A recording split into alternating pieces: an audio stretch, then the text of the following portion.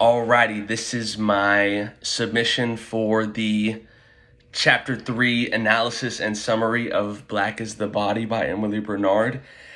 And as soon as you open up the text to begin reading the chapter, you'll notice that it's numbered, telling the reader that this chapter is going to follow a sequential order.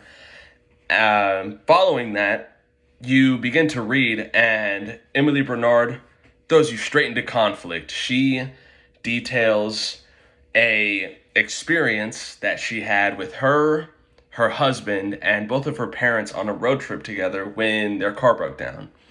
And from this point, she uses that initial setting and conflict to make callbacks and connections throughout the rest of the chapter to events that correlate to that same discussion, which is an overarching discussion of race and the difference of race between people, and how, her and her husband dealt with that as a interracial couple.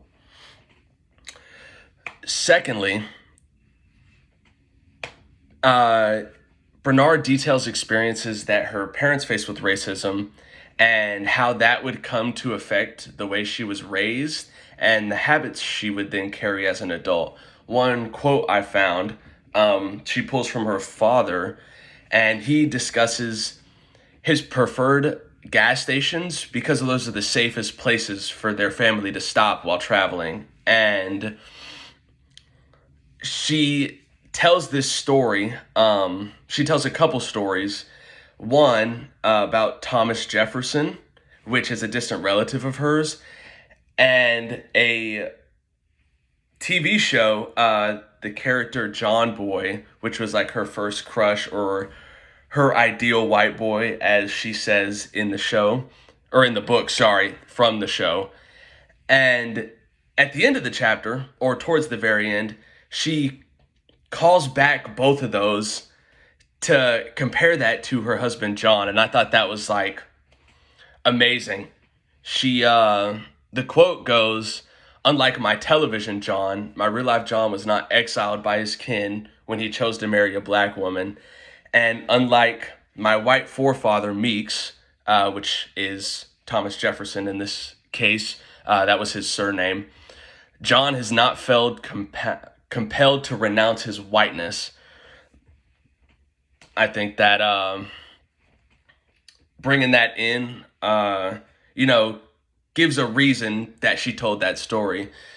Because within the chapter, even within the sections, she'll start those stories, or she started telling those stories at the beginning of a section.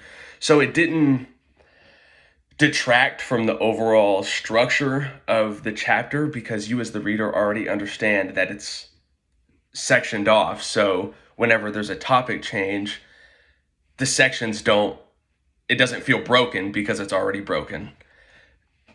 Secondly, one of the things that I noticed, she introduces her mother's death very late. She starts a discussion of her mother towards the very end of the chapter, and it's very light, which leads me to believe that she is going to segue that perfectly into the next chapter, right? This chapter was more about her dad and her husband talking about his experiences with racism, and John and her experiences with discrimination as a couple.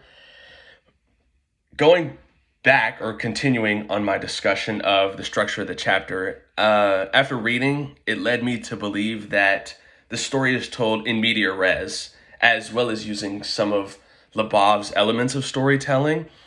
I came to the conclusion that it was in media res because she uses that initial setting and conflict like an abstract and expounds upon that all through the chapter. Like, that's our initial introduction, which she then uses to segue to each one of her discussion points.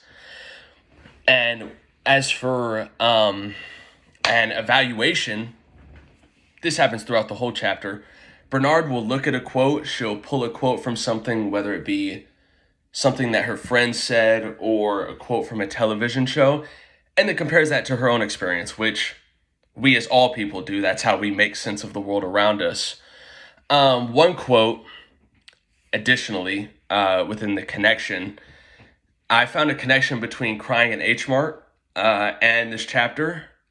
You know, her husband John is a very food centered person, which is not like Emily Bernard at all. She does not cook, as claimed by herself, right? She got into feminism at a young age, and she renounced a lot of these traditional uh, marital ways, right? And the quote she uses to talk about John, which is very much like Michelle Zauner in Crying in H Mart, goes, "At their dinner table, stories of past meals were remembered in aching and enchanting detail."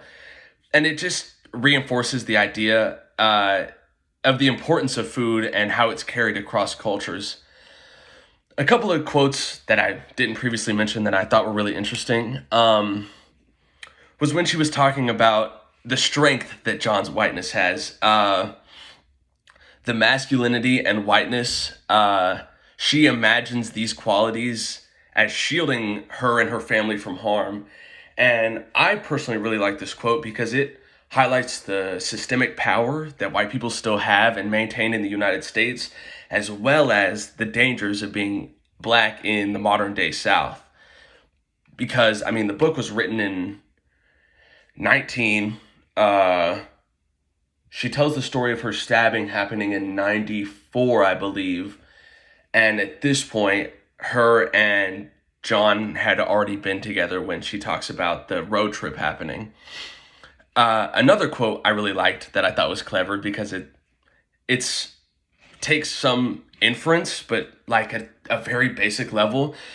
She says, "My mother, like her mother, was a true raconteur." Who does that sound like? That sounds like Miss Emily Bernard herself, an amazing storyteller and a recounter of events in all of their gory and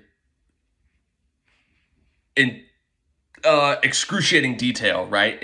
To the most minute things, she uses that. I just really thought that inference was cool.